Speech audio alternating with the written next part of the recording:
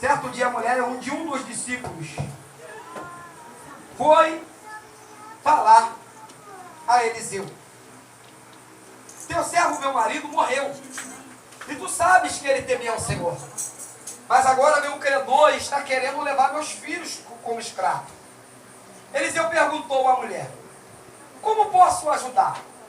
Diga-me, o que é que você tem em casa? E ela respondeu: tua serva está na prova. A tua serva só tem uma vasilha de azeite.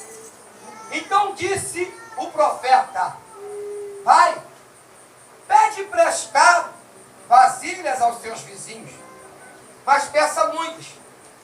Depois entra na sua casa e em particular deita o azeite sobre as vasilhas. Pega, vende e depois viva do resto. Amém, meus irmãos? Os irmãos podem se assentar em nome de Deus. Louvado seja o nome do Senhor. Eu sei que Deus já tem feito coisa grande aqui neste lugar, nesta noite. Ele já nos... Tendo em vista em que a narrativa ela vai expressar a situação de uma mulher que era esposa de um profeta, de um homem que estava servindo ao Senhor. Para ser bem exato, ela estava vivenciando uma das maiores dificuldades que ela já tinha enfrentado na sua vida. Pois a Bíblia vai dizer que agora aquele que mantinha a casa havia perdido a sua vida e havia deixado para esta mulher algumas dívidas pela sua condição social ser pouca, baixa, e para poder se manter, ele vivia de favores, de trocas, pegando para pagar depois. Só que a Bíblia vai dizer que agora este moço, ele desce à terra fria. E os seus meninos, que segundo a lei dizia que ela agora só poderia viver, ser sustentado pelos seus filhos, ainda não podia. Por quê? Porque seus filhos ainda eram crianças. Ela olha e observa a situação. Eu começo a imaginar agora o que passava no coração daquela mulher, o que passava na memória, as lembranças de tudo aquilo que ela havia vivido, ainda quando o seu companheiro estava vivo. Quer dizer, momentos, lembranças, saudades de algo que havia passado, que não voltaria mais. De repente ela estava pega neste sentimento. E o sentimento só lhe empurrava a entender que daquele momento em diante nada mais daria certo, nada mais teria jeito, até que porque não havia na sua vista, na sua ótica natural, uma observância de que a coisa estava se tendendo para que percorresse tudo bem. Ela entra no desespero total. A Bíblia diz que o desespero foi tão grande que quando ela ouve falar do profeta Eliseu, ela se desloca da sua casa. Não foi Eliseu que foi a mulher, foi a mulher que foi a Eliseu. Eu começo a entender que no momento da dificuldade, nós encontramos tempo e espaço para poder ir na direção daquele que pode resolver os nossos problemas. Então eu já começo a entender que nesta noite você veio aqui na direção daquele que pode resolver o seu problema. E eu tenho certeza que ele já atentou para ouvir o seu clamor e já lhe fez a pergunta no dia de hoje: declara-me o que tu tens.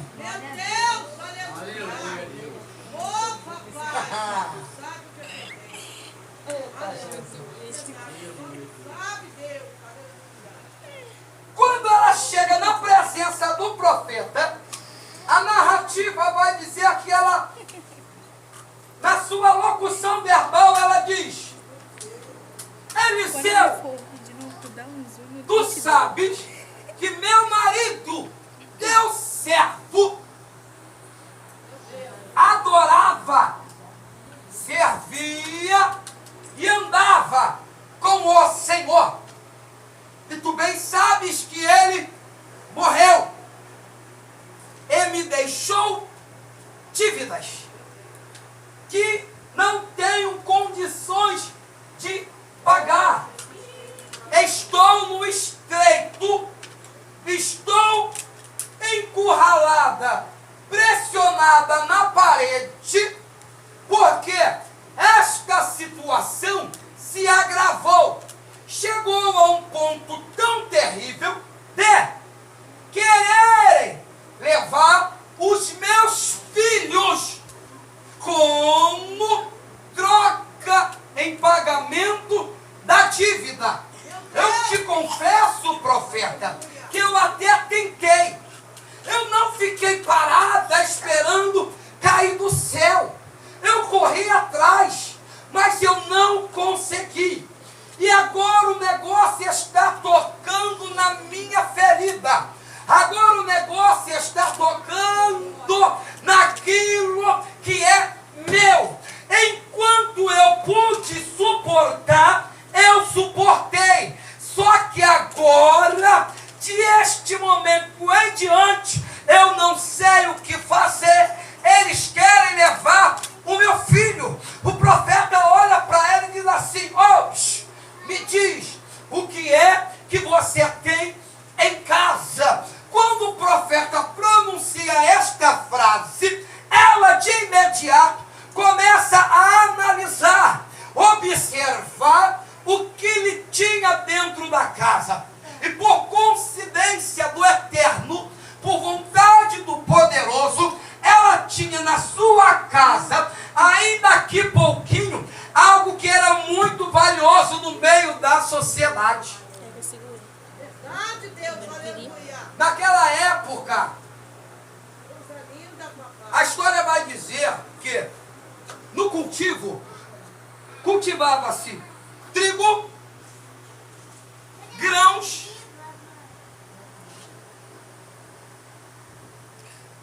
eram as qualidades. Trigos, Glória a Deus. todo tipo de grãos, videiras, as azeitonas e os figos. Os trigos e os grãos,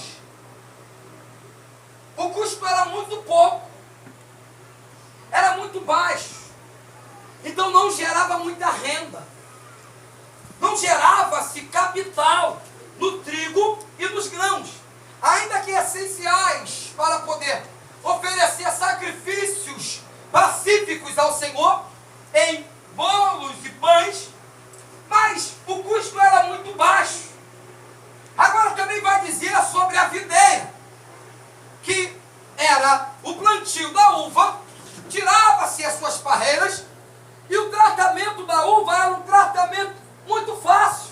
Quando recolhido, lançava-se no lagar, e a forma de trabalhar com ela era com os pés, pisando, dando o sumo daquela fruta, o suco, sendo retirado, colocado em tonéis e armazenado por período de tempo, a fim de dar sua fermentação, e está próprio para o consumo. Existia também os figos. Quando plantado na época certa, recolhia, e não havia muito o que fazer com o figo.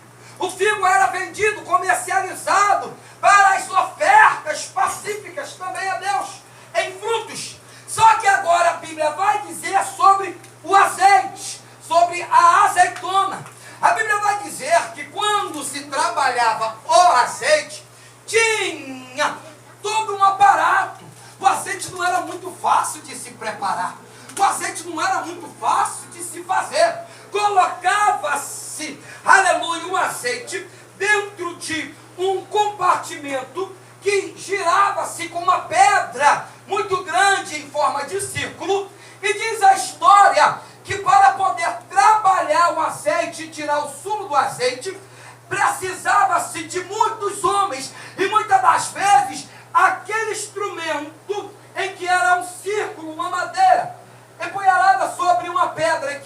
virada sobre aquela roda, e a roda passava por cima da azeitona, precisava-se de tudo esforço.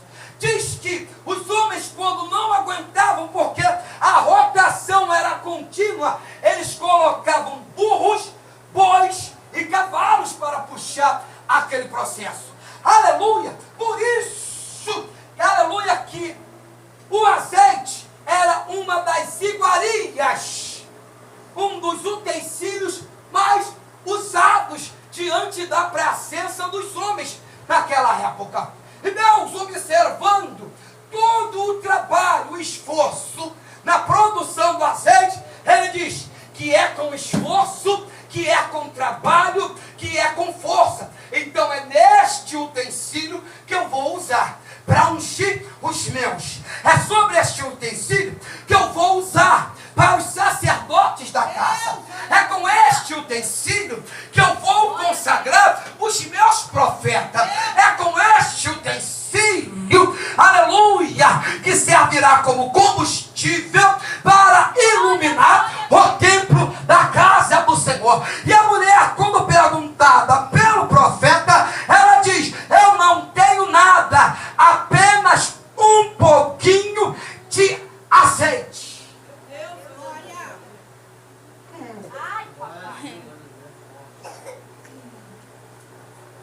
Não era qualquer um que podia produzir azeite. Deus, aleluia.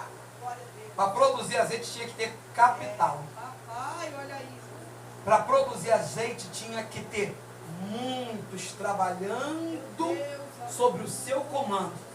E a única coisa que ela tinha era 2 filhos Glória. ao seu comando. Aleluia.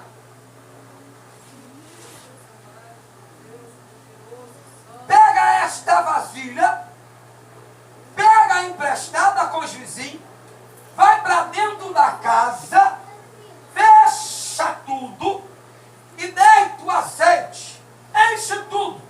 Depois de enchido, pega, vende, paga a sua dívida e vai viver do resto. Eita glória.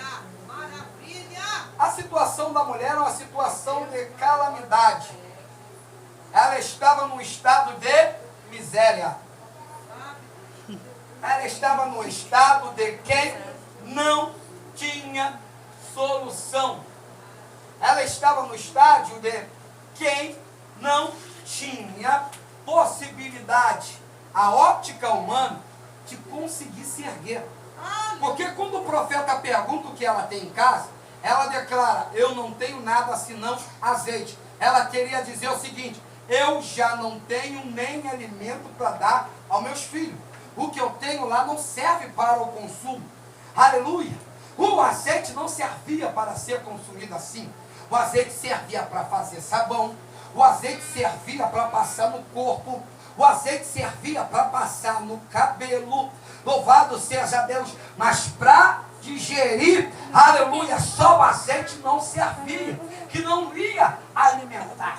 Quando ela declara, o profeta fala assim: vai lá, que agora tu vai ver um negócio acontecendo. Ele dá para aquela mulher uma oportunidade, a chance de ela entender que na escassez, que quando tudo parece contrário, que quando tudo parece não ter mais jeito, que quando ela achava-se a mais miserável das mulheres, o meu pai poderia tirar ela lá de baixo e colocar ela lá em cima.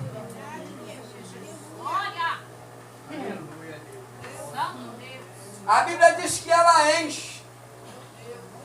Quando acaba de encher, ela fala: traz mais. Eita Jesus. O filho diz: acabou as vasilhas. Coisa linda. Quando o menino diz acabou as vasilhas, o azeite para de descer.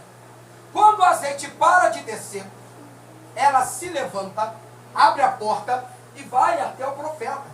Quando ela chega no profeta, ela disse assim: já fiz, encheu tudo, tá lindo. Ele vira para ele e fala assim: agora vai, pega, vende, paga a sua dívida e vai viver o resto. Coisa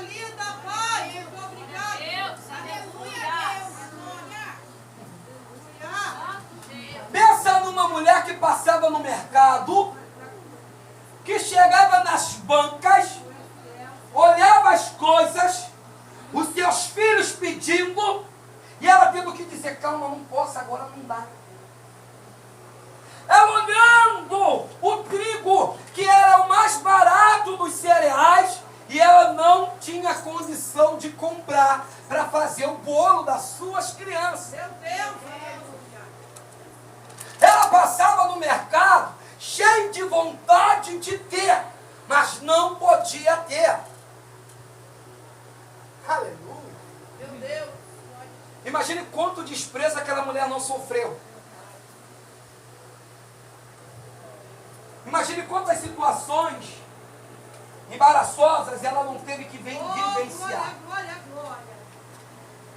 Só que a Bíblia diz que agora ela ouve a voz do profeta e vai até o mercado. De repente, no mercado, alguém quando vê aquela mulher diz, lá vem ela aí de novo. Ela deve estar vindo para pedir. Lá vem ela aí de novo. Ela deve estar querendo alguma coisa. Deus, aleluia. Aquela ali não é a mulher daquele que se dizia filho do Eterno, que estava andando aí atrás de Eliseu. Lá vem ela de novo. Só que ela agora chega no mercado, mas ela chega de uma forma diferente. Ela chega debaixo de esforço. Oh, glória. Ela chega de posse de algumas botijas. Ela chega de posse de algumas vasilhas. E de repente há quem pense, ela já trouxe até as vasilhas para levar aquilo que ela vai pedir no mercado. Só que quando olha, ela pega a sua, aleluia, o seu pano, estira no chão, bota as suas vasilhas. De repente tem alguém observando e dizendo assim, o que é que ela vai fazer agora? Está esperando que alguém colocar alguma esmola para ela naquelas vasilhas. Mas quando ela tira a tampa, pega as suas duas crianças e começa a dizer, olha o azeite, olha o azeite, olha o azeite. Ai, que você ainda não entendeu. Você ainda não entendeu o mistério aqui desse negócio. Como uma mulher que não tinha condição para se alimentar, teria condição de produzir o azeite e chegar no mercado. Aleluia! Aquilo que você não pode fazer, o meu Deus faz. Aquilo que você não pode fazer, o meu Deus faz. O meu Deus tem esse costume de embaraçar alguns, pensando que são, mostrando que de fato não são nada, e quem é Ele que faz do jeito que quer, da maneira que quer, e nos coloca na condição que Ele quer.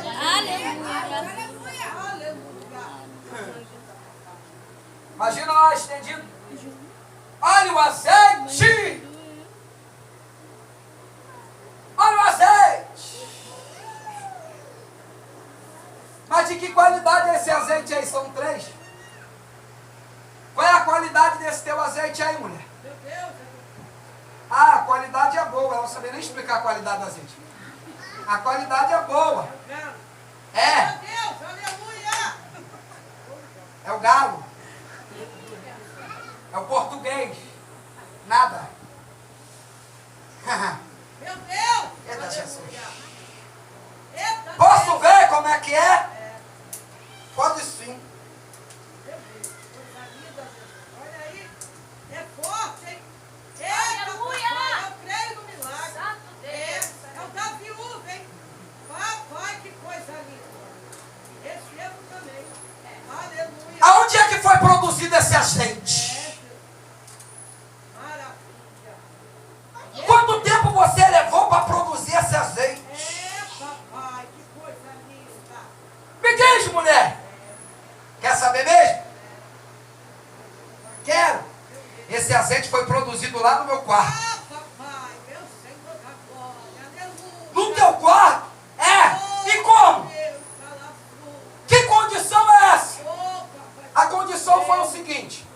ouvir a voz do profeta, fechar o quarto e descer o azeite. Essa foi a condição. Maravilha, Deus, muito obrigado. Mas como é que pode? Um azeite que ela já tinha. E pela condição social dela, o azeite era de terceira. E agora quando vai vender, ela vai vender um azeite de...